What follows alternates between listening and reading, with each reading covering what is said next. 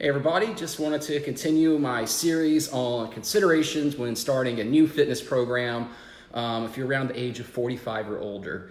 A lot of times the more popular things we see on television and magazines or internet, as far as scientific theory goes, absolutely it works, but not if you don't have like the perfect body or you haven't been to the gym in 20 years or something like that.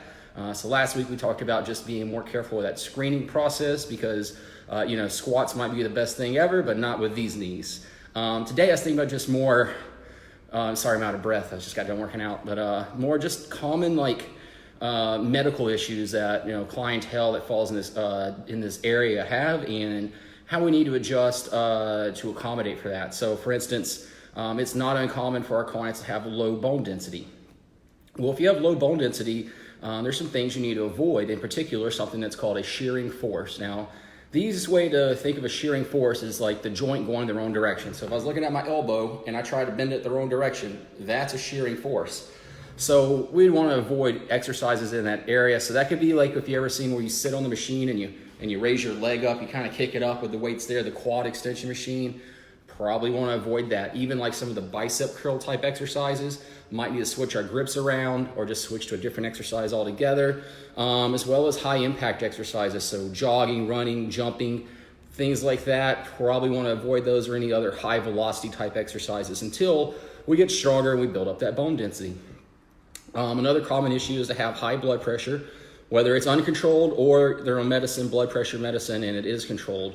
Again, something that really works, people do it all the time, definitely proven to work, is interval type training where you get your heart rate really high, then you let it come down, then you get back up and elevate it, and you got these timed intervals, right, and timed rest periods. Well, if your heart rate's trying to get elevated, but you're on blood pressure medicine and not allowing it to elevate, you're going to get real dizzy and lightheaded and maybe pass out. So we don't do that kind of stuff. We just have people, hey, when you're ready, go to the next station and go ahead and go for it. And if you got to sit down for a bit, sit down for a bit, and make sure you get checked out regularly because you're going to be getting stronger and your blood pressure is going to be better, and we don't want to over-medicate you. And a third one is it's not uncommon for folks to have type 2 diabetes, the lifestyle diabetes, if you will. And here, timing their food around the workouts, timing their shots, making sure they don't get their blood sugar too low and then they're trying to exercise and then you see them just turn like a ghost, like their face just turns white and you can see their eyes like roll up in the back of their head, like not good. So we have to have a serious conversation about like what they're eating before, what's the timing of their taking their medicines. Again, this is type 2 diabetes. What's going on there in relation to that workout? Do we need to change our eating schedule, or when we're coming in, maybe you can't work out at this time because you're not having enough time to take care of yourself and get to where you can perform regularly. So there you go, 3 things we want to consider where, again, the exercise science, the magazines, the websites will say, hey, that's great.